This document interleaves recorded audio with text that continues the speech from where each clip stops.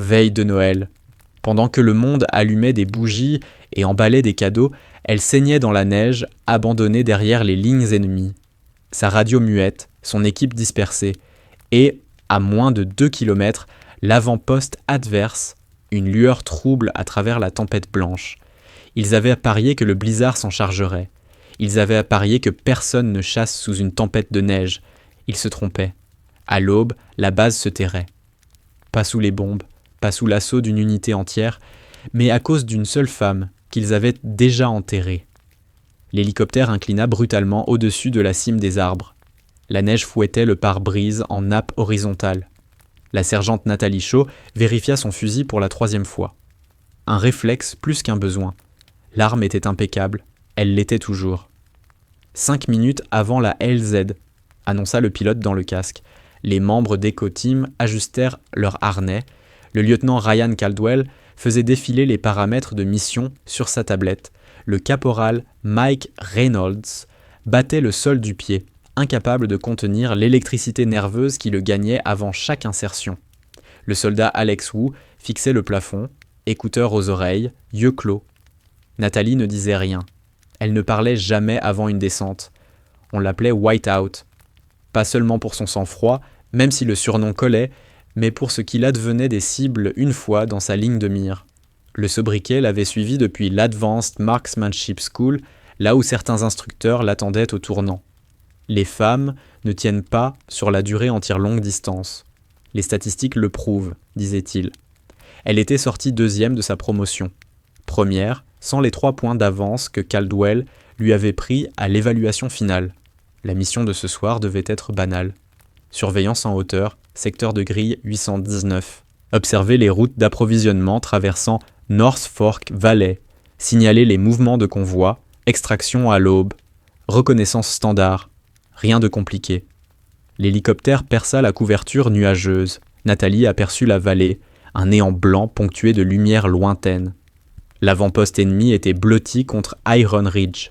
Le ronronnement de son générateur se perdait presque dans la tempête. « La météo se dégrade !» lança le copilote, la voix tendue. Caldwell se pencha en avant. « On continue tant que le commandement ne nous stoppe pas. » La radio crépita, du souffle, puis plus rien. Répétez. « Commandement ?»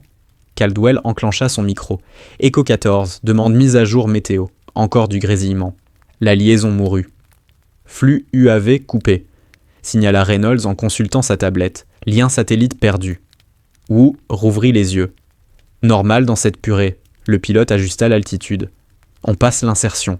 Après ça, vous serez seul jusqu'à la fin de la tempête. » Nathalie vit la mâchoire de Caldwell se crisper. Le protocole disait d'annuler si les communications tombaient avant l'insertion. Mais les protocoles étaient des lignes directrices. Caldwell avait la réputation d'aller au bout. « Posez-nous », trancha-t-il. « On établit l'observation et on réévalue à l'aube. » L'hélicoptère se posa dans une clairière, à 3 clics à l'ouest de la zone cible. La neige tourbillonna dans la cabine quand la porte s'ouvrit. Le froid mordit Nathalie à travers ses couches thermiques. 15 degrés ici. Ressenti. 30 avec le vent. Echo Team se déploya dans la tourmente. L'appareil repartit aussitôt, le souffle du rotor provoquant un blanc total. Quand la visibilité revint, ils étaient seuls. « Whiteout en pointe », ordonna Caldwell. « Ou sécurité arrière ». Nathalie avança, les bottes crissant dans la poudre fraîche. Le monde se réduisit à 10 mètres. Au-delà, rien qu'un bruit blanc. Son optique thermique perçait à peine la tempête, même l'infrarouge peinait sous une telle densité de neige. Il progressait en silence, armes prêtes, formation serrée. L'itinéraire tracé par Caldwell devait les mener à une position dominante au-dessus de la route d'approvisionnement. De là, Nathalie pourrait se dissimuler et observer. Sauf que l'itinéraire était faux. Elle distingua des empreintes de bottes, trop nettes pour être anciennes. Elle leva le poing. L'équipe se figea. Caldwell la rejoignit. « Qu'est-ce qu'il y a ?» Elle désigna le sol, empreinte militaire. 1 heure peut-être. Plusieurs pistes convergeant vers le nord-est. Vers eux.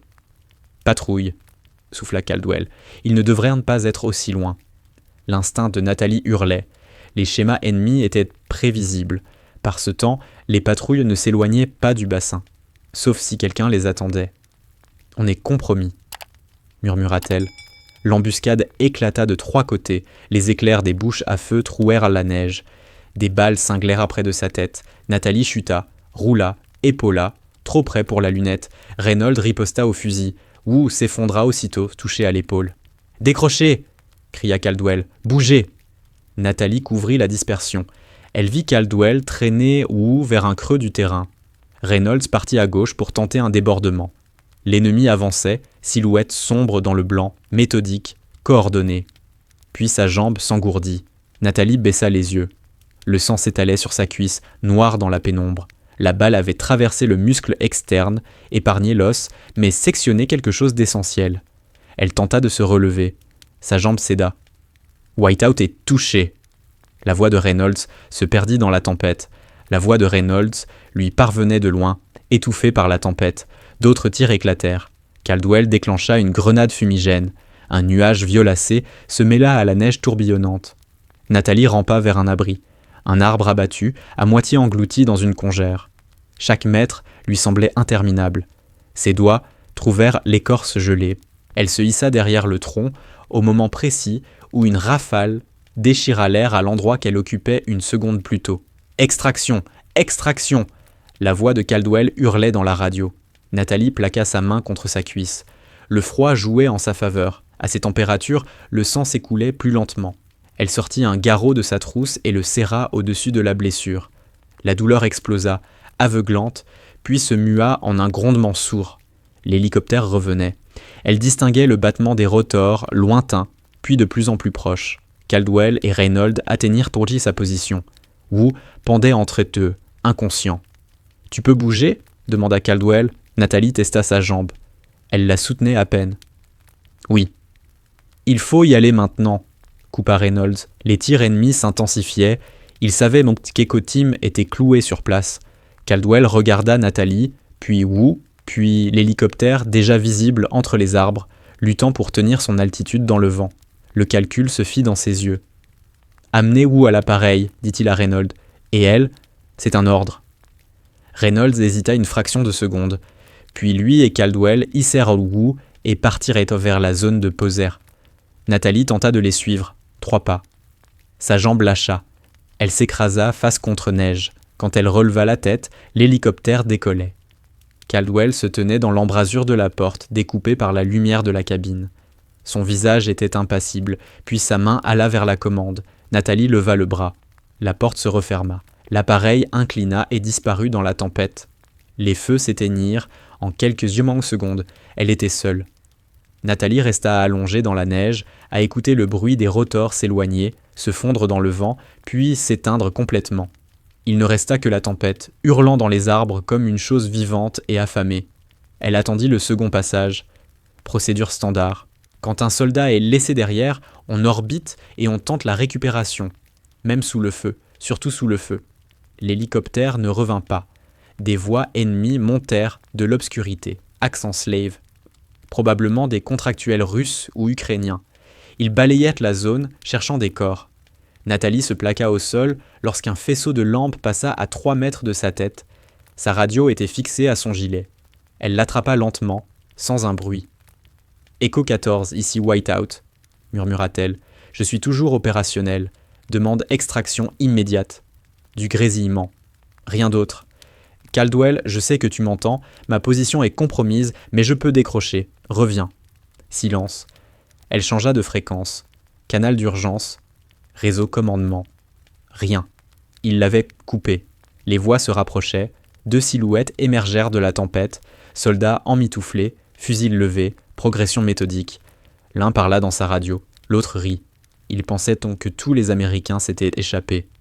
Nathalie régla sa respiration, inspirée par le nez, expirée lentement par la bouche.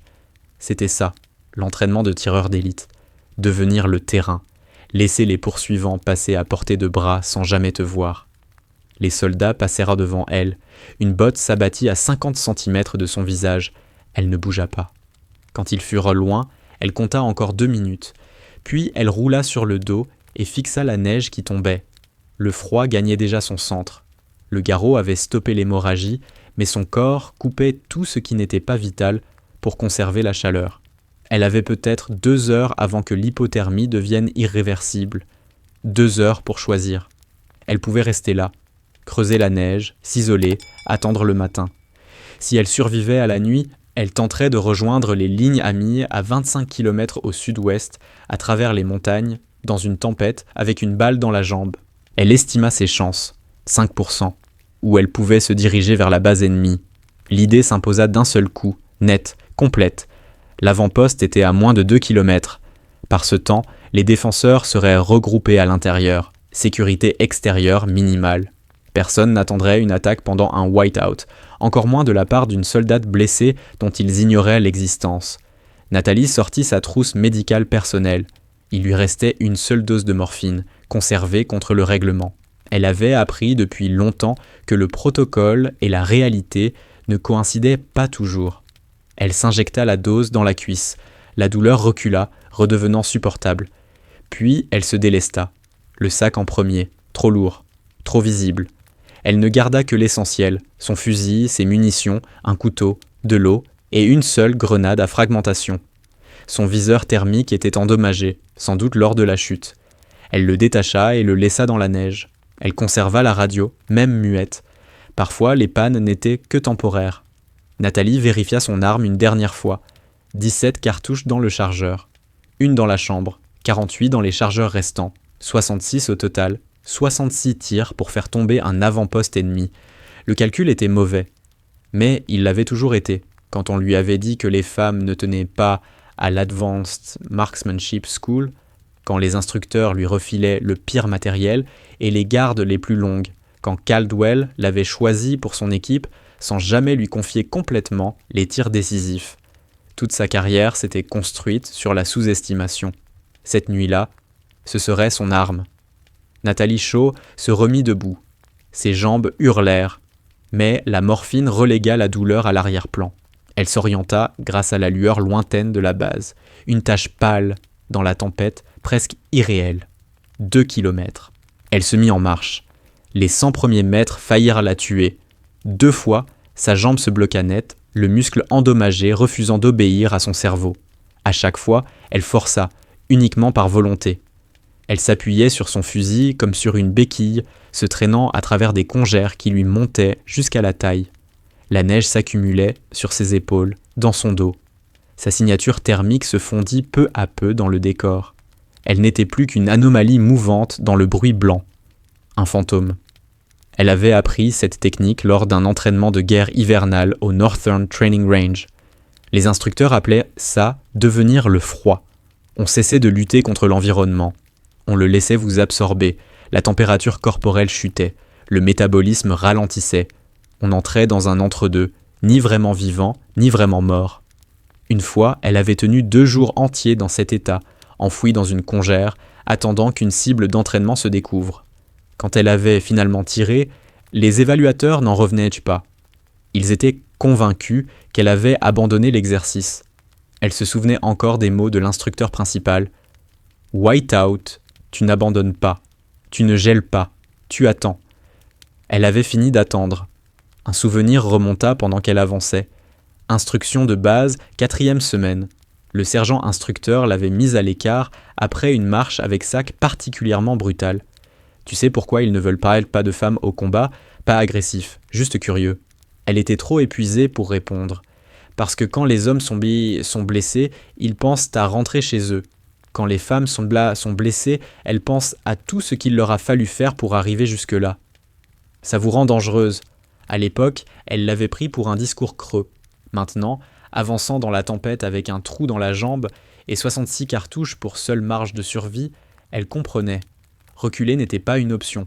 Ça ne l'avait jamais été. Les lumières de la base grossirent. Nathalie s'accroupit et observa son axe d'approche. Le périmètre apparaissait à peine à travers la neige. Clôture en grillage surmontée de barbelés, tours de garde à chaque angle. À l'intérieur, un groupe de bâtiments préfabriqués disposés autour d'une cour centrale. Elle compta 3 lampes extérieures encore allumées. Les autres avaient été éteintes ou ensevelies sous la neige, intelligent. Moins de lumière, moins de visibilité pour un attaquant, mais aussi des angles morts pour les sentinelles. Nathalie contourna par le nord, là où le terrain s'élevait. Attaquer depuis le haut était un principe de base en doctrine d'assaut, ce qui signifiait qu'en pleine tempête, personne n'imaginait une attaque en montée. Elle trouva un abri derrière un amas de rochers et s'immobilisa pour observer. C'était là qu'elle appartenait. Le poids de l'arme, le calcul. L'instant précis où la patience se transforme en violence à travers des organes de visée en acier. Sans son optique thermique, elle scrutait à l'œil nu. 2 gardes étaient visibles sur la tour est, frappant du pied pour lutter contre le froid, fusil en bandoulière. Aucun signe d'alerte, la clôture présentait un angle mort. La tour nord-est avait son champ de vision bloqué par un hangar de ravitaillement. Nathalie l'enregistra mentalement. Ce serait son point d'entrée. Mais d'abord, il fallait neutraliser les tours. La doctrine standard d'un avant-poste reposait sur des champs de tir croisés. Si un garde tombait, les autres le verraient immédiatement. En théorie, dans une tempête où la visibilité tombait à presque rien, ces champs de tir devenaient abstraits.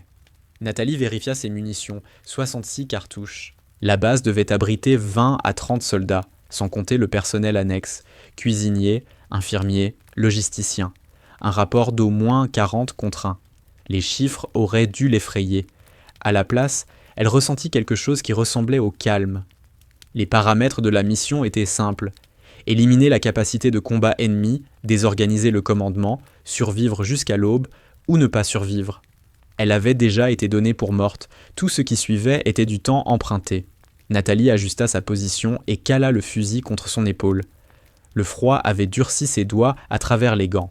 Elle les plia lentement, ramenant le sang dans les phalanges. Le tir de précision exigeait une motricité fine. Précipiter le tir, c'était raté. On le lui avait martelé à l'école. Lent et fluide, fluide et rapide, rapide et mortel. Elle expira et laissa son point de visée se poser sur la tour de garde la plus proche. Un tir. Puis le chaos. Et alors seulement, elle saurait si des décennies d'entraînement suffiraient à renverser l'impossible. Nathalie pensa à Caldwell une dernière fois, à la porte qui se refermait, au corps inerte de Wu traîné vers la sécurité pendant qu'elle restait couchée dans la neige. Puis elle coupa court à ses pensées. Ce n'était pas une question de vengeance. La vengeance était émotionnelle, imprécise, inutile. Il s'agissait d'un message destiné à résonner dans chaque salle de briefing, chaque poste de commandement, dans chaque décision prise sous pression. Le message était simple, laisser quelqu'un derrière soi a des conséquences. Le doigt de Nathalie trouva la détente. Dans sa ligne de mire, le garde venait de se détourner, offrant une silhouette parfaite découpée par les lumières de la base. Elle expira lentement, fit de son arme le prolongement direct de sa volonté. Elle tira. Le garde s'effondra sans un bruit, disparaissant de la tour comme s'il avait simplement cessé d'exister. Nathalie manœuvra la culasse, chambrant une nouvelle cartouche, et déplaça déjà son point de visée avant que le second homme n'ait le temps de réagir. 2 secondes. C'était tout ce qu'elle avait. La plupart des soldats mettaient 3 secondes à analyser un stimulus inattendu et à répondre. Nathalie n'en avait que 2 pour éliminer le second garde avant que l'alerte ne se propage.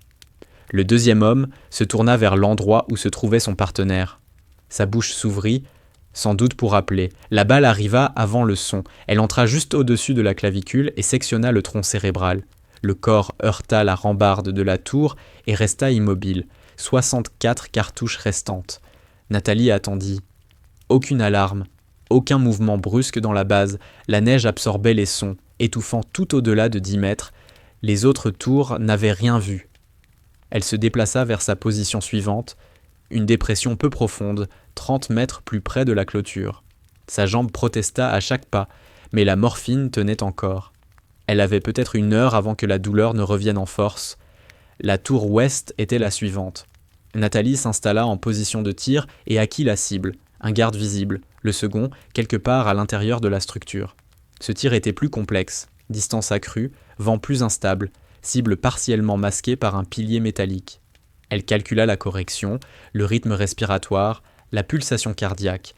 Tout devait s'aligner. Elle tira, la balle frappa le garde à la tempe.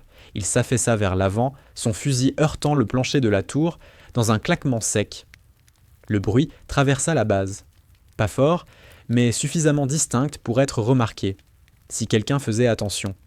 Nathalie compta jusqu'à 10. Rien. Elle manœuvra la culasse et attendit. La nature humaine était prévisible, les soldats entendaient un bruit anormal. Ils vérifia leur partenaire. Le protocole l'exigeait.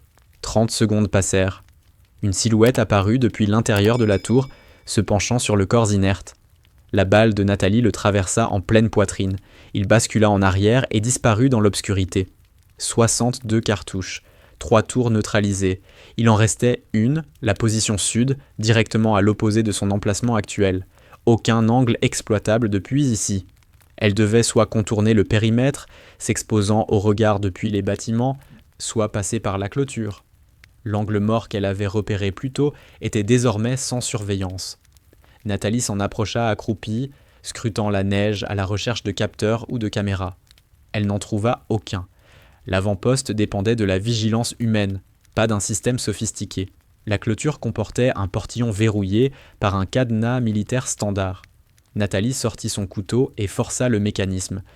Ce n'était pas discret, mais ce n'était pas nécessaire. Après 15 secondes de torsion appliquée, le cadenas céda. Elle était à l'intérieur.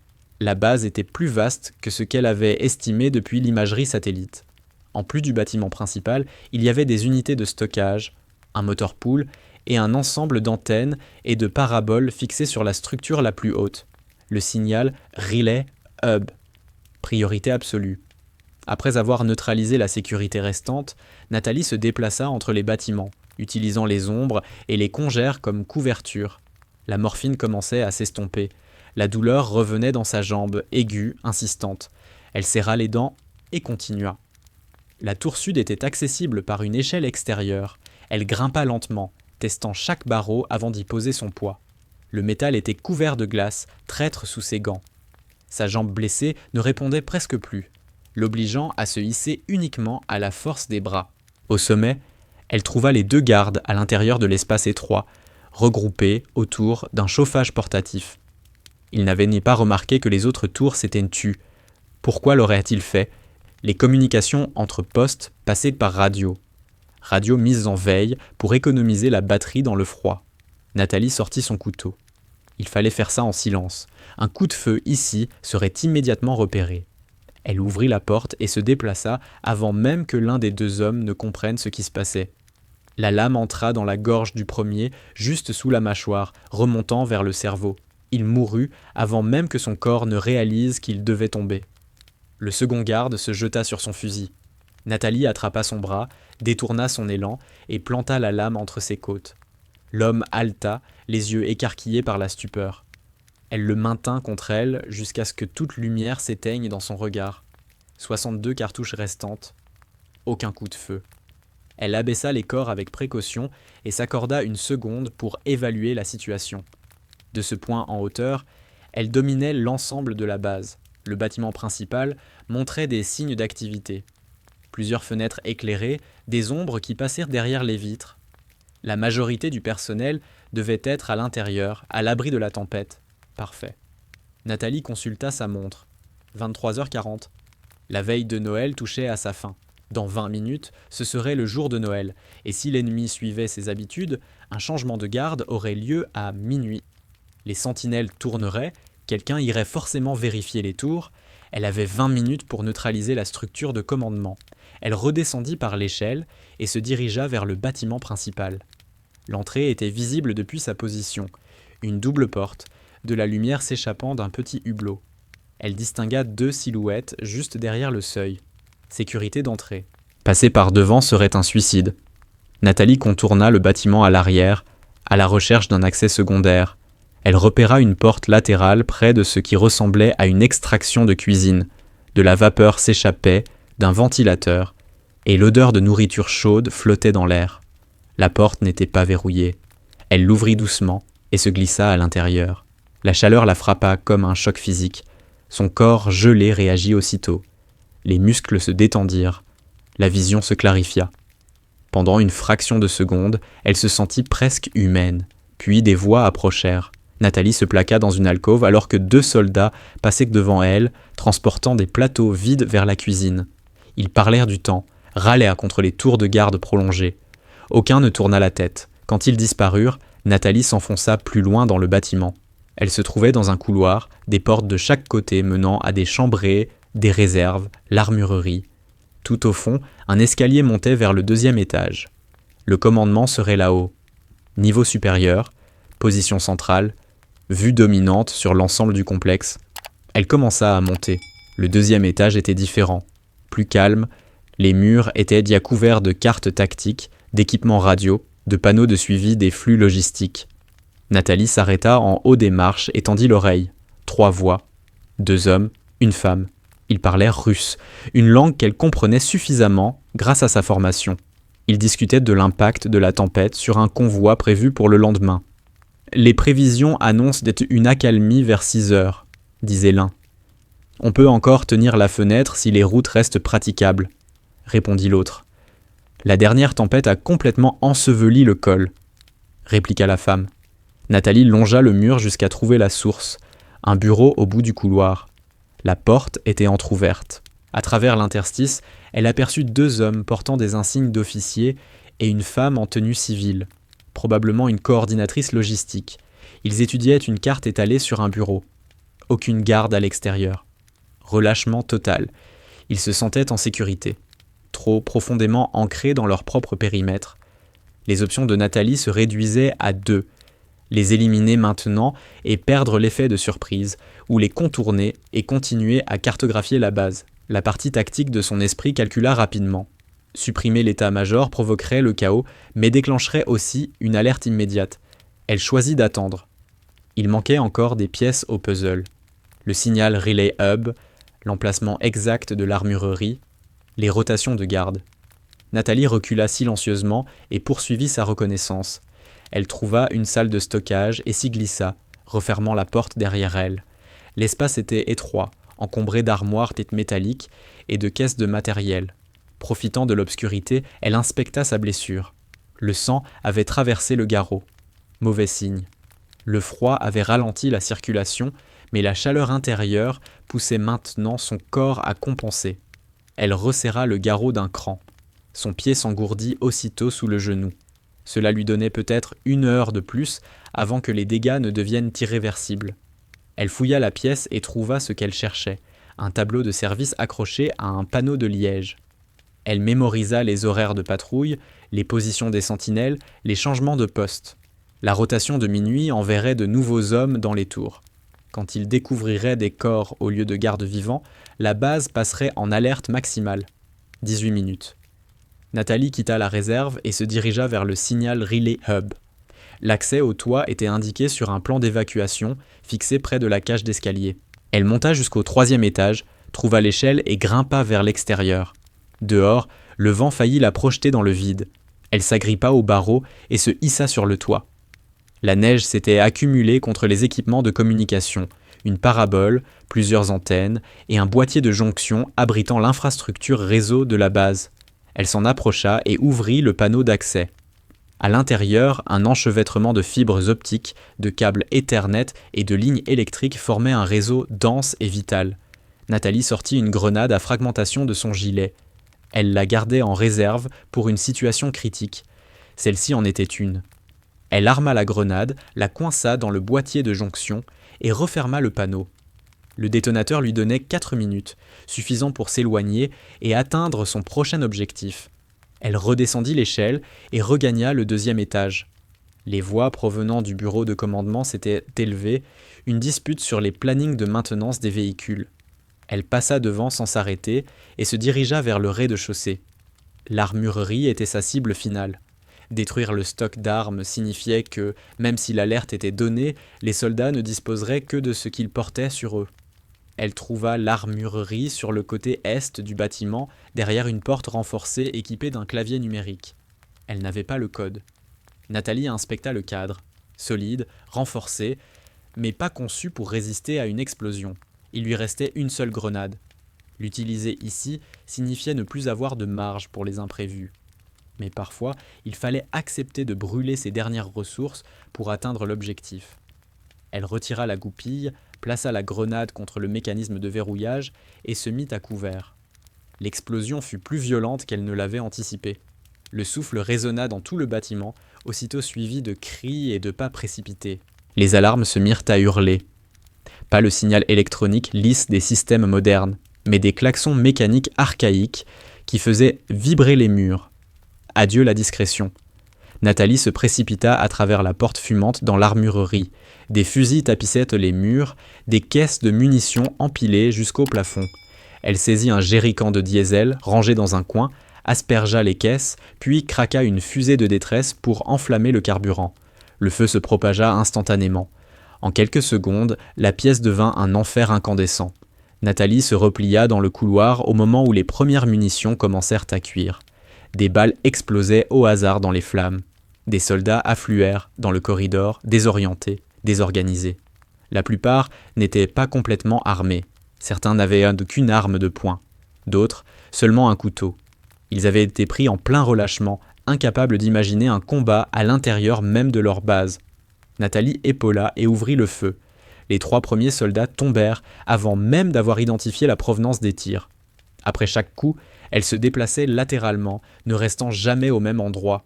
Elle abattit le 4e alors qu'il tentait de lever son pistolet. Le 5e réussit à tirer, ses balles se perdant dans le mur, la sienne le frappa en pleine poitrine. 57 cartouches restantes. À cet instant précis, le signal Relay Hub explosa sur le toit, exactement comme prévu. Le bâtiment trembla, les lumières vacillèrent, puis y s'éteignirent lorsque l'alimentation principale céda. L'éclairage de secours prit le relais, de faibles ampoules rouges qui projetaient plus d'ombre que de lumière. Un terrain de chasse parfait. Nathalie se déplaçait dans le chaos comme un spectre. Des soldats passaient près d'elle sans la voir, absorbés par l'incendie, l'obscurité, la panique. Elle choisissait ses cibles avec soin. Ceux qui portaient des fusils. Ceux qui tentaient de donner des ordres. Décapitation du commandement. Privé de coordination, il n'était plus qu'une foule armée. 6 autres soldats s'effondrèrent. Nathalie rechargea, ses mains exécutant le changement de chargeur par pur automatisme. 50 et une cartouche. La base se disloquait. Elle l'entendait dans les voix, dans les tirs erratiques, dans les ordres criés sans jamais être suivis. Personne ne savait d'où venait l'attaque. Personne ne savait combien d'assaillants étaient engagés. Et dehors, la tempête continuait de rugir, coupant toute possibilité de renfort ou de fuite. Nathalie atteignit l'escalier menant au bureau de commandement. Il était temps d'en finir. Le bureau était vide. Elle balaya la pièce rapidement, fusil levé, vérifiant chaque angle. La carte était toujours étalée sur le bureau. Une radio grésillait, saturée de transmissions confuses. Des soldats appelant des ordres qui ne viendraient pas. Les 3 personnes qu'elle avait vues plus tôt avaient disparu.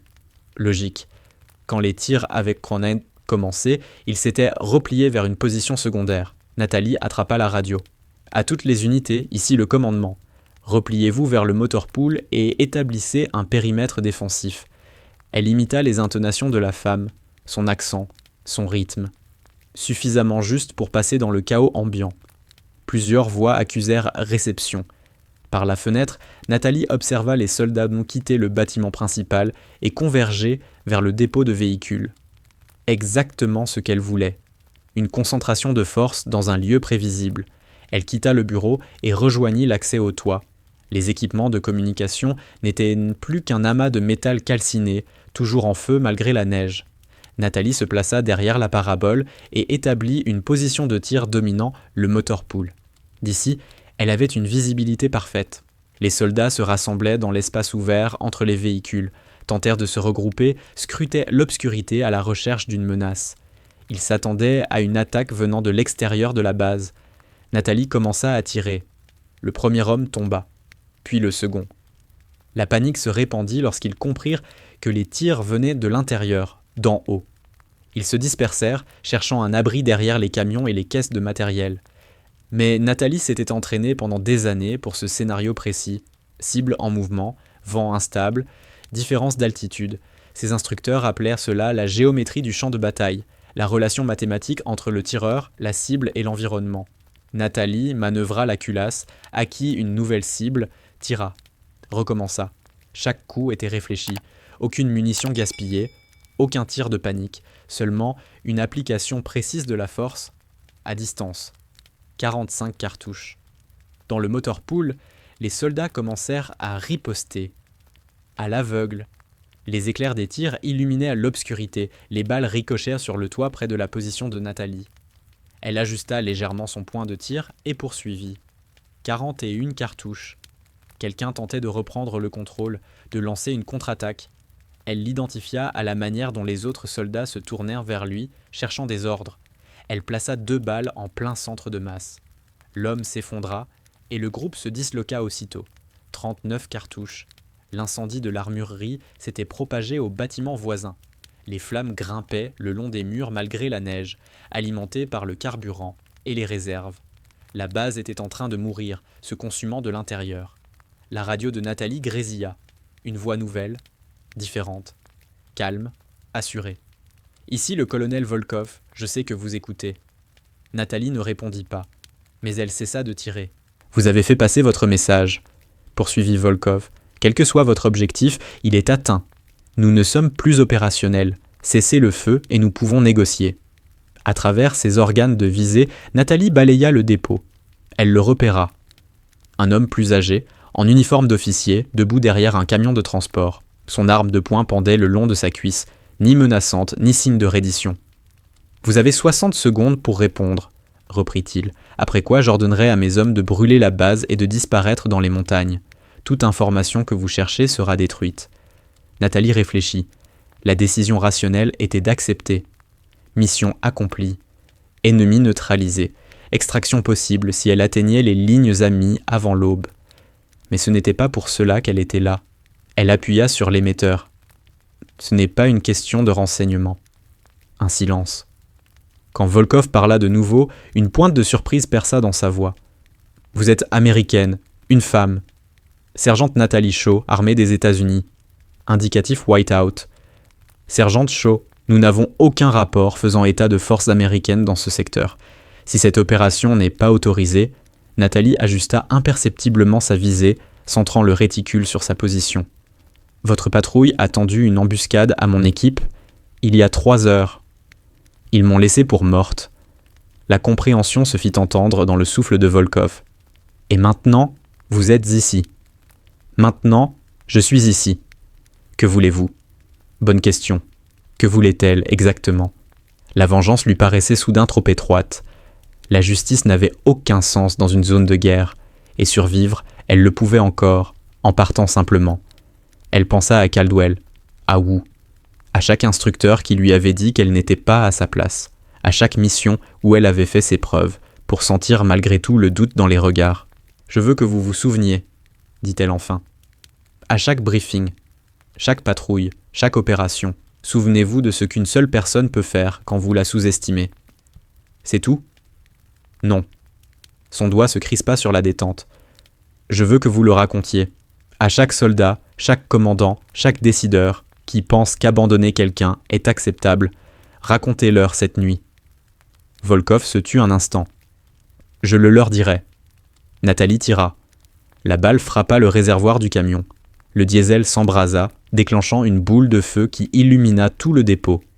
Les soldats se dispersèrent tandis que les véhicules explosaient en chaîne. Volkov disparut dans les flammes. S'il survécut, Nathalie ne le sut jamais. Et cela n'avait aucune importance. Le message avait été délivré. Les explosions continuèrent pendant 15 minutes, détonation secondaire lorsque les réserves de carburant s'embrasaient. Les munitions éclataient. Les structures cédaient. Depuis le toit, Nathalie observa l'avant-poste se transformer en carcasse incandescente. Autour d'elle, la tempête commençait enfin à faiblir. Le vent tombait. La visibilité s'étendait à 20 mètres, puis 30. Le blizzard qui avait permis son infiltration s'éloignait. L'aube approchait. Nathalie descendit du toit et traversa la base en flammes. Des corps jonchèrent le sol. Certains, fauchés par ces balles, d'autres pris dans les incendies et les explosions. Elle ne les compta pas. Les chiffres n'avaient plus d'importance. Dans le bureau de commandement, elle retrouva la carte encore intacte malgré les dégâts. Elle l'étudia avec soin, mémorisant les itinéraires, les positions, tout renseignement susceptible d'avoir de la valeur si elle survivait assez longtemps pour le transmettre. Sa jambe avait dépassé le stade de la douleur. Elle était engourdie. Nathalie vérifia le garrot. La chair en dessous avait pris une teinte gris pâle. Gelure. Perte de circulation. Même si elle s'en sortait, elle risquait de perdre la jambe sous le genou. Un prix acceptable. Elle rassembla ce qui restait exploitable. Une radio fonctionnelle, des munitions supplémentaires, des chargeurs, une trousse médicale. La radio fonctionnait, contre toute attente. Elle la régla sur la fréquence américaine et appuya sur l'émetteur. Toute station, ici Echo 14, élément de tête, demande extraction immédiate, terminé. Du grésillement, elle réessaya. Echo 14, élément de tête, demande extraction, je me trouve à un clic au nord de la position ennemie. Secteur de grille 819, base détruite, ennemi neutralisé, accusé réception, toujours rien. Nathalie bascula sur la fréquence d'urgence. Mayday, Mayday, Mayday. Ici la sergente Nathalie Shaw, armée des États-Unis. Je suis toujours apte au combat, mais blessé. Demande extraction à la première lumière, un grésillement. Puis une voix. Répétez. Vous avez dit Nathalie Shaw ? Affirmatif. Whiteout, Echo Team. Un long silence. Whiteout, ici Overwatch 3. Vous êtes déclaré Kaya.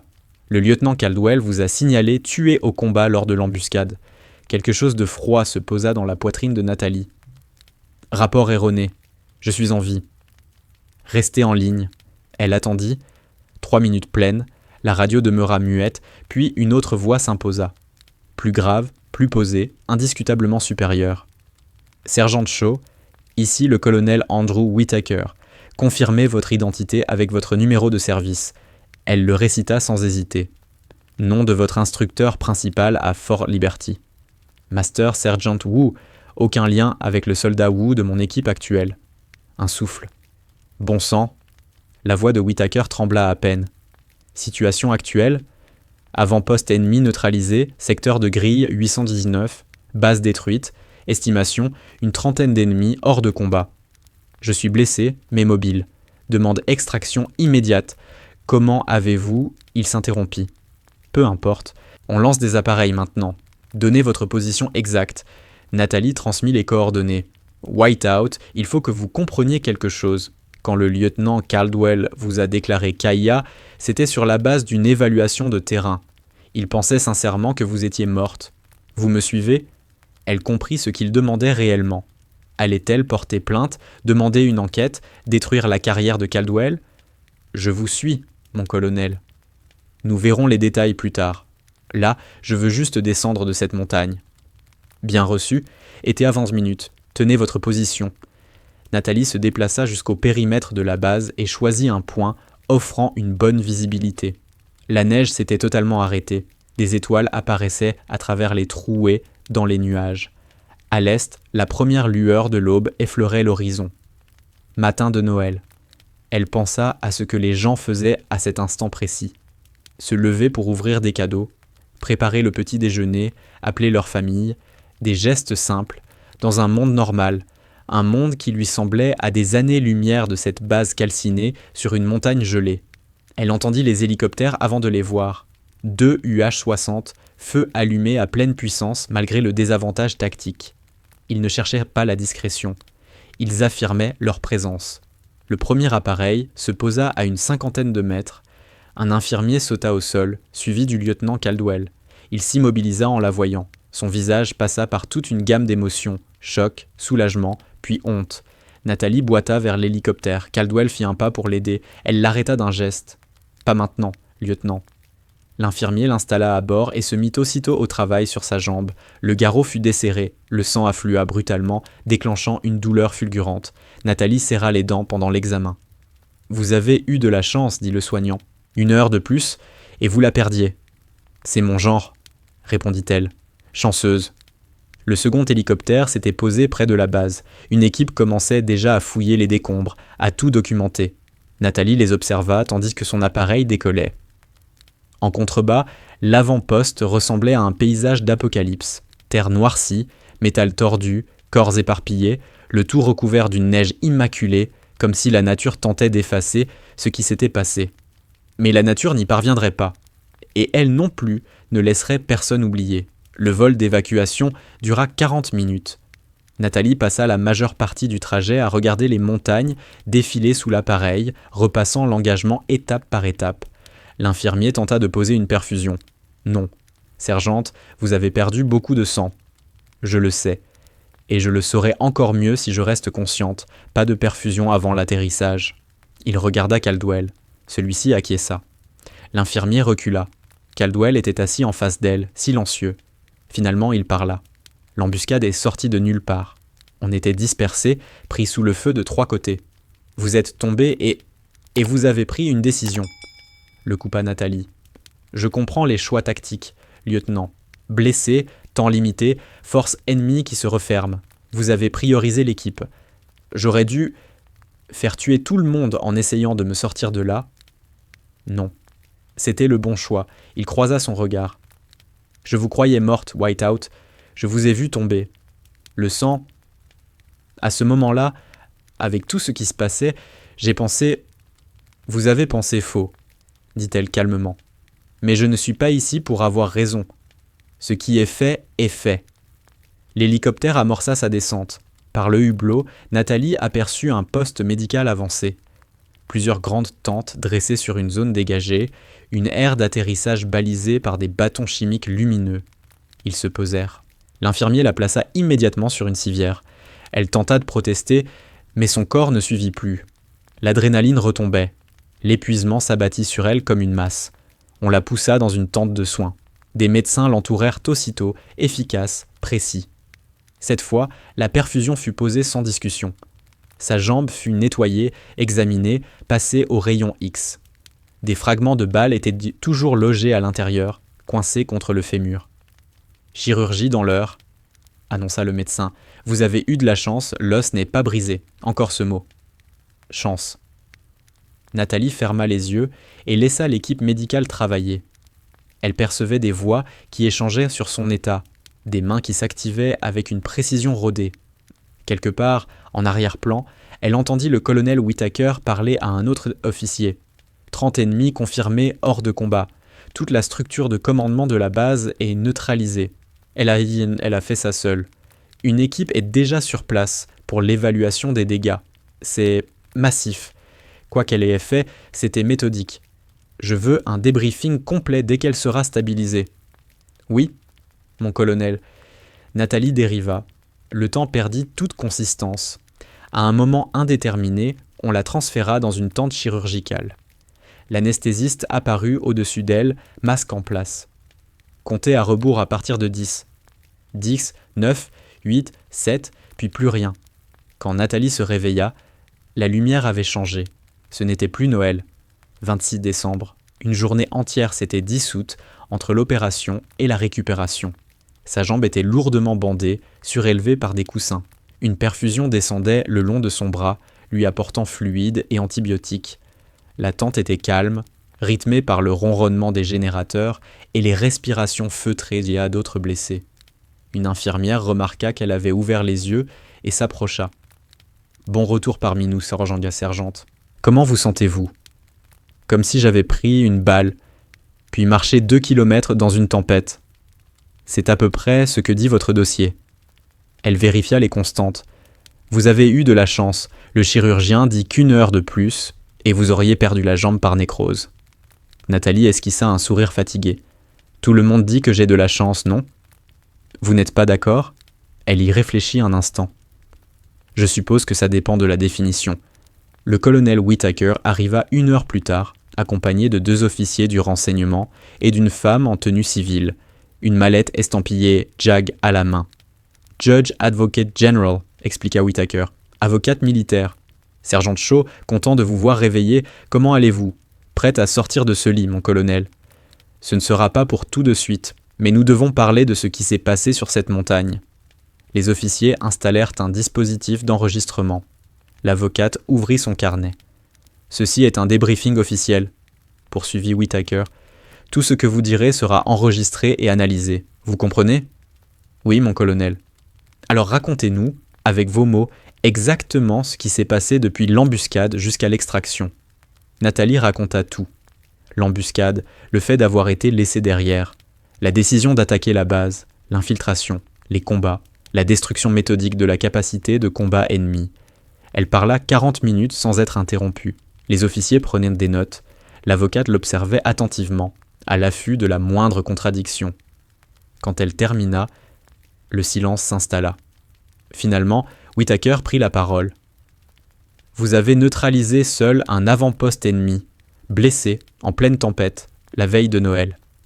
Oui, mon colonel. Soit c'est l'action de combat la plus impressionnante que j'ai entendue en 30 ans, soit la plus irresponsable. Respectueusement, mon colonel, ces deux choses ne sont pas incompatibles. Un des officiers du renseignement se pencha en avant. Sergente, vous avez mentionné l'utilisation des fréquences radio ennemies pour rediriger leurs forces. Comment connaissiez-vous leur protocole ? Je ne les connaissais pas. J'ai extrapolé à partir de la doctrine standard, de leur comportement observé et de la désorganisation qui a suivi l'élimination de leur commandement. Elle soutint son regard. Ça suggère un entraînement avancé et une forte motivation. L'avocate Jagg parla pour la première fois. Sergent Shaw, je dois vous poser la question directement. Pensez-vous que le lieutenant Caldwell vous a abandonné volontairement ou s'agissait-il d'une décision prise sous des circonstances extrêmes sur le champ de bataille ? Voilà la question. Celle qui déciderait si Caldwell ferait face à des poursuites. Nathalie prit son temps. Elle pensa à Caldwell, à la porte qui se refermait, à la neige, au bruit de l'hélicoptère qui s'éloignait, à la rage qui l'avait poussé à avancer malgré la douleur et le froid. Et elle pensa à ce que provoquerait un oui. Une enquête, une possible cour martiale, une carrière brisée, tout ça parce qu'elle aurait voulu un responsable. C'était une décision de champ de bataille, dit-elle enfin, prise dans des circonstances extrêmes, avec des informations incomplètes. Je ne suis pas d'accord avec cette décision, mais je la comprends. L'avocate nota quelque chose. Pour le compte-rendu, vous ne déposez aucune plainte ni accusation concernant le lieutenant Caldwell ou d'autres membres d'Eco-Team. Non, madame. Whittaker hocha la tête. Très bien. Nous poursuivrons ce débriefing dans les prochains jours pendant votre convalescence. Il marqua une pause. En attendant, je vous propose pour une Silver Star. Nathalie cligna des yeux. Mon colonel, vous avez détruit seul une position ennemie et éliminé une menace majeure pour les opérations en cours. Cela mérite reconnaissance. Il se leva. Reposez-vous, sergente. Nous reparlerons plus tard. Ils quittèrent la tente, la laissant seule avec ses pensées. Une Silver Star, la 3e plus haute décoration pour bravoure. Elle se demanda ce que diraient ses instructeurs de l'Advanced Marksmanship School, ceux qui doutaient d'elle, ceux qui murmuraient que les femmes n'étaient pas faites pour ça. Elle se demanda aussi ce que dirait Caldwell quand il l'apprendrait. Mais, plus que tout le reste, Nathalie se demanda si tout cela avait réellement de l'importance. La médaille, la reconnaissance, les rapports officiels, tout cela n'était au fond qu'une manière pour l'institution militaire de ranger l'événement dans des cases bien nettes. Ce qui comptait vraiment était plus simple. On l'avait laissée pour morte. Et elle avait survécu. Le reste n'était que du papier. Nathalie passa 2 semaines au poste médical avancé avant d'être autorisée à être transférée vers le Rhine Regional Military Hospital, en Allemagne. Sa jambe guérit lentement, mais proprement. L'intervention avait été un succès. Aucun dommage permanent, hormis une cicatrice. Elle ne vit pas Caldwell durant cette période. Il avait été affecté à d'autres fonctions pendant que l'enquête sur l'embuscade suivait son cours. Même si Nathalie ne déposait pas de plainte, l'armée voulait comprendre comment une équipe entière avait pu être compromise. Le dernier jour, Caldwell apparut au pied de son lit. « Whiteout », dit-il maladroitement, sa casquette à la main. « J'ai entendu dire que tu pars demain. C'est le plan. » Il hésita, cherchant ses mots. « Je te dois des excuses. Plusieurs, en fait. »« Tu ne me dois rien, lieutenant. »« Si. Ce que j'ai fait là-haut, te laisser, il n'y a pas d'excuses. » Nathalie l'observa. Caldwell paraissait plus vieux, épuisé. L'assurance qui l'avait toujours entouré avait disparu. « Tu as pris une décision, » dit-elle. Elle était mauvaise, mais tu l'as prise en pensant qu'elle était nécessaire. J'ai dépassé ça. Et toi ? Elle y réfléchit. J'y travaille. Caldwell tira une chaise et s'assit. Wu a demandé de tes nouvelles. Il récupère bien. Il voulait te remercier. Pourquoi ? Pour ce que tu as fait. Détruire cette base a probablement sauvé beaucoup de vies. Le renseignement a trouvé des preuves qu'il préparait une offensive majeure. Nathalie ne le savait pas. Le débriefing officiel s'était concentré sur ses actions, pas sur leurs conséquences stratégiques. Il y a autre chose, reprit Caldwell. L'enquête a révélé que l'embuscade était montée spécifiquement pour nous. Quelqu'un a divulgué les paramètres de la mission. L'ennemi savait que nous arrivions, tous en boita. Le positionnement parfait, la supériorité numérique, qui a fait fuiter l'info. Ils cherchent encore, mais ça signifie que l'échec tactique n'était pas la faute de l'équipe. On est tombé dans un piège. Ça ne change pas ce qui s'est passé après. Non, admit-il, ça ne change rien. Ils restèrent apatriciques silencieux un instant. Je ne vais pas prétendre que tout va bien, Caldwell, dit finalement Nathalie. Ce qui s'est passé sur cette montagne a changé des choses entre nous. Mais je ne laisserai pas ça définir la suite de ma carrière. J'avance. Il hocha la tête. Je respecte ça. Et pour ce que ça vaut, je ne douterai plus jamais de toi. Ça n'aura de valeur que si on se retrouve dans la même équipe. Un léger sourire apparut sur son visage. C'est possible. Le colonel Whittaker monte une nouvelle unité. Reconnaissance spécialisée. Il m'a demandé si je te recommanderais. Quelque chose bougea en elle. Une nouvelle unité. Un nouveau départ. Qu'est-ce que tu lui as dit ? Que tu es la meilleure tireuse d'élite avec qui j'ai jamais travaillé. Et que s'il est intelligent, il te nommera chef d'équipe. Après son départ, Nathalie resta longtemps à réfléchir. Une nouvelle unité. Un poste de commandement. Tout ce pourquoi elle s'était battue, offert sur la base d'une seule nuit impossible. Mais ce n'était pas qu'une nuit. C'était des années d'entraînement. Des années à prouver sa valeur. Des années à refuser les limites que d'autres voulaient lui imposer. La mission de la veille de Noël n'avait fait que rendre tout cela visible. Nathalie arriva en Allemagne par une matinée glaciale de janvier. Le centre médical était moderne, parfaitement équipé, conçu pour les longues convalescences. Elle subit une dernière intervention pour retirer les fragments de balles restants, puis entama une rééducation intensive. Sa colocataire était une autre militaire, la capitaine Sofia Martinez, en récupération après l'explosion d'un IED. Elles se lièrent rapidement entre expériences communes et humour noir sur la médecine militaire.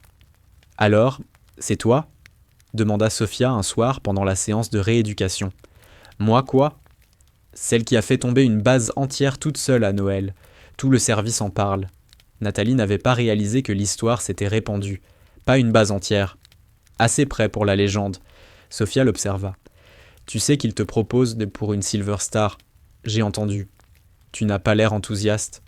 Je ne sais pas trop ce que j'en pense. » Essaie reconnaissante. La plupart des gens qui font ce que tu as fait ne vivent pas assez longtemps pour recevoir le métal. Là-dessus, Nathalie ne pouvait pas argumenter. La rééducation progressa bien. En février, elle marchait sans aide. En mars, elle recommença à courir sur de courtes distances. Les médecins furent clairs. Elle récupérerait complètement, même si une légère boiterie apparaîtrait lorsqu'elle serait fatiguée. En avril, les ordres arrivèrent. Comme Caldwell l'avait évoqué, elle était mutée dans une nouvelle unité de reconnaissance spécialisée, officiellement désignée Task Force Vanguard. Le colonel Whittaker en prendrait le commandement. Caldwell serait officier exécutif. Et Nathalie Shaw prendrait la tête de Raven Team. Elle lut les ordres 3 fois pour être sûre. Chef d'équipe, pas adjointe, pas numéro 2. Chef, c'était exactement ce pourquoi elle avait travaillé. La cérémonie eut lieu en mai, à Fort Liberty. Nathalie se tenait en uniforme de parade, la jambe complètement rétablie, tandis que le général Thompson, aucun lien de parenté, malgré le nom, lisait la citation accompagnant la Silver Star, décernée pour bravoure et action contre un ennemi des États-Unis. Sa famille était là. Son père, ancien militaire lui aussi, se tenait droit, les yeux brillants d'émotion. Sa mère serrait son bras. Son jeune frère, en uniforme du ROTC, la regardait avec une fierté presque incrédule. Dans l'assistance, Caldwell était présent, aux côtés de Wu et Davis. Le reste de la Task Force Vanguard se tenait un peu en retrait, des visages qu'elle apprendrait officiellement à connaître la semaine suivante, lorsqu'elle prendrait ses fonctions. Le général fixa la Silver Star sur sa poitrine. Applaudissements, flash des appareils photo. Nathalie resta au garde-à-vous et pensa à la veille de Noël, à la neige, au sang, et à l'instant précis où elle avait cessé d'être une proie pour devenir une menace. C'était ça, le vrai métal. Pas l'étoile argentée sur son uniforme, mais la certitude que lorsque tout s'était effondré, abandonné, blessé, encerclé, elle avait trouvé un moyen non seulement de survivre, mais de l'emporter. Après la cérémonie, les journalistes voulurent des interviews. Nathalie déclina poliment. Le bureau des affaires publiques de l'armée avait déjà diffusé une version soigneusement édulcorée des faits. assez spectaculaire pour l'opinion publique, suffisamment vague pour préserver la sécurité opérationnelle.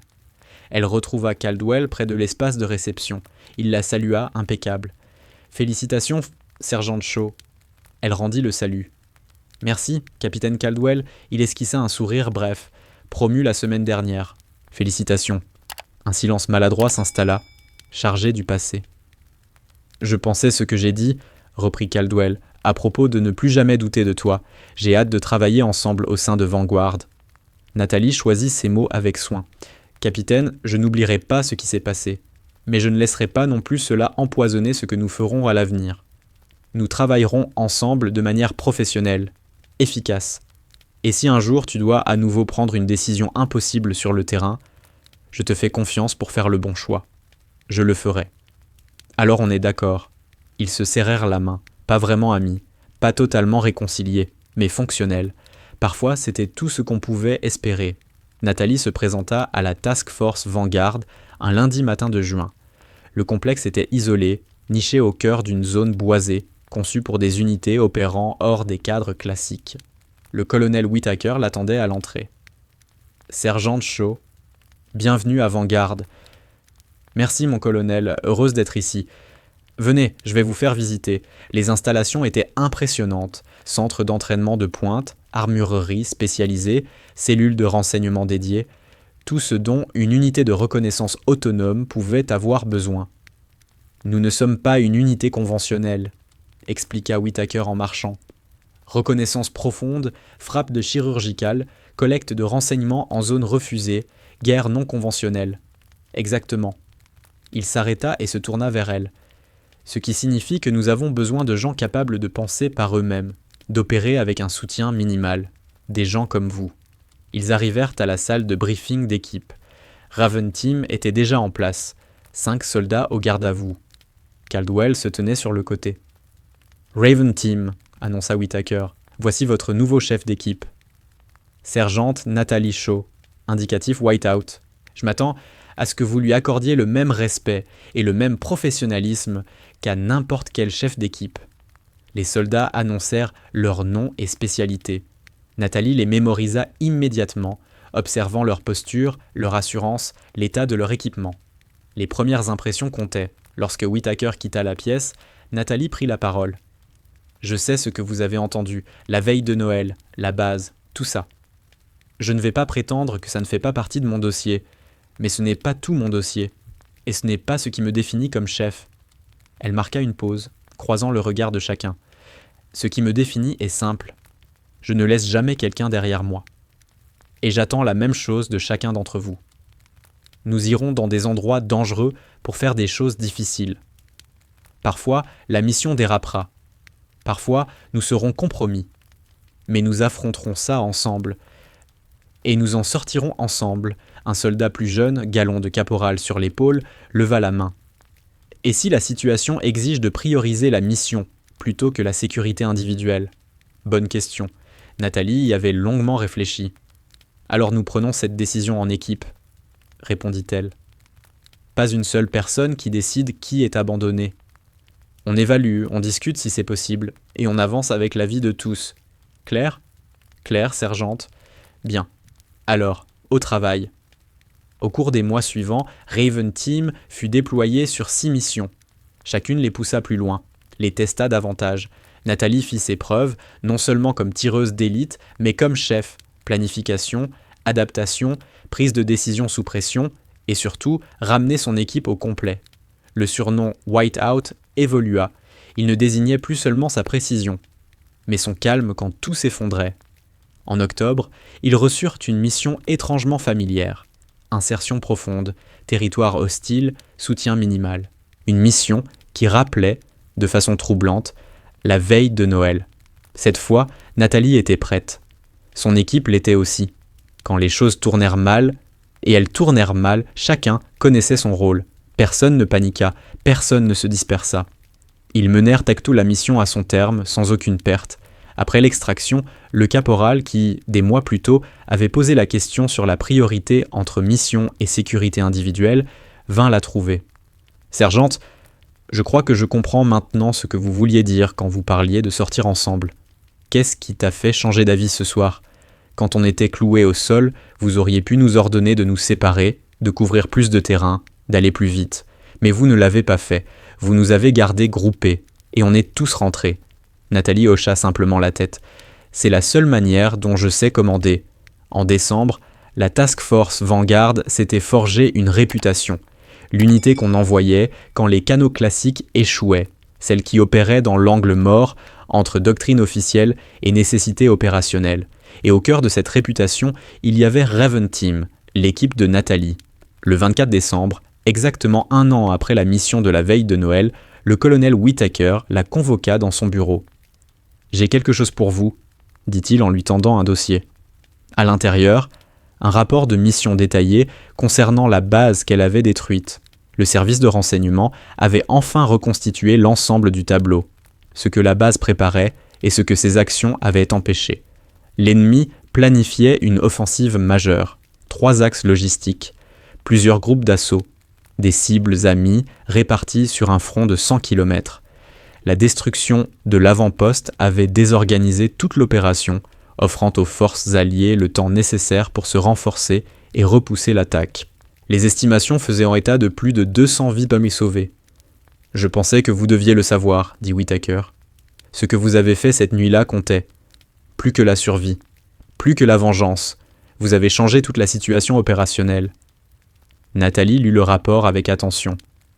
Cartes, interceptions, documents saisis, tout menait à la même conclusion.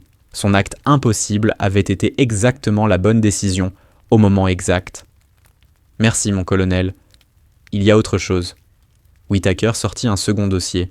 « L'enquête sur l'embuscade de votre équipe est terminée. Ils ont trouvé la fuite. » « Qui ? » « Un coordinateur logistique au niveau bataillon.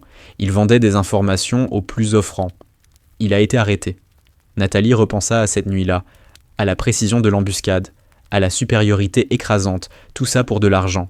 « Caldwell est au courant ? » Je lui ai dit ce matin. Il voulait encore vous présenter des excuses, mais j'ai pensé que vous en aviez eu assez. Sage décision, mon colonel. Ce soir-là, Nathalie fit le tour du périmètre du complexe. Il neigeait légèrement. Rien à voir avec le blizzard de l'année précédente. La base était décorée pour Noël. Guirlandes lumineuses entre les bâtiments. Un sapin dans l'espace commun. Elle s'arrêta devant le mur du souvenir. Une dalle de granit, gravée, des noms des membres de la Task Force Vanguard tombés au combat. Il n'y avait pas encore beaucoup de noms. L'unité était jeune. Nathalie passa les doigts sur la pierre et pensa à la proximité vertigineuse avec laquelle son propre nom aurait pu figurer sur un mur semblable. Si la balle avait dévié, si le froid avait été plus intense, si elle avait pris une seule mauvaise décision pendant l'infiltration. Mais elle ne l'avait pas fait. Elle avait survécu. Et ce faisant, elle avait prouvé quelque chose qu'on ne pouvait plus lui enlever. Caldwell la trouva là. « Je me doutais que je te trouverais ici. Je pensais à l'an dernier, à tout ce qui s'est passé. » Il hocha la tête. « À l'école de tireurs d'élite, à chaque fois que quelqu'un disait que tu n'avais pas ta place, » Nathalie se tourna vers lui. « Tu sais ce que j'ai compris ? » ?»« Quoi donc ? » ?»« Qu'ils avaient raison. » Il fronça les sourcils. « Je ne fais pas partie de leur système, » continua-t-elle. « Je ne rentre pas dans leur case. Et ce n'est pas une faiblesse, c'est un avantage. Parce que quand le système échoue, quand tout suit le pire scénario possible, des gens comme moi trouvent une issue. » Caldwell acquiesça lentement. « C'est pour ça que tu as accepté le commandement d'équipe ? Pour prouver ça ? » ?»« Non. J'ai accepté parce que je suis bonne à ce poste. » Elle marqua une pause. « La démonstration, je l'avais déjà faite la veille de Noël. » Ils restèrent silencieux, regardant la neige se déposer sur les pierres gravées. « Tu sais, » dit Caldwell après un moment, « cette nuit-là m'a changé aussi. Elle m'a forcé à remettre en question chaque décision, chaque certitude. Et je ne suis pas forcément un meilleur officier. Mais je suis différent. » »« Comment ça ? » ?»« Plus attentif à ceux en qui j'ai confiance. Plus conscient que la réponse évidente n'est pas toujours la bonne. Et surtout, plus disposé à écouter ceux que j'aurais autrefois ignorés. » Nathalie accueillit ces mots avec respect. « Ça s'appelle évoluer, capitaine. » »« J'imagine que oui. » Il regarda sa montre. « Il y a du monde dans la salle commune, un truc de Noël. » Tu viens dans une minute ? Il la laissa seule.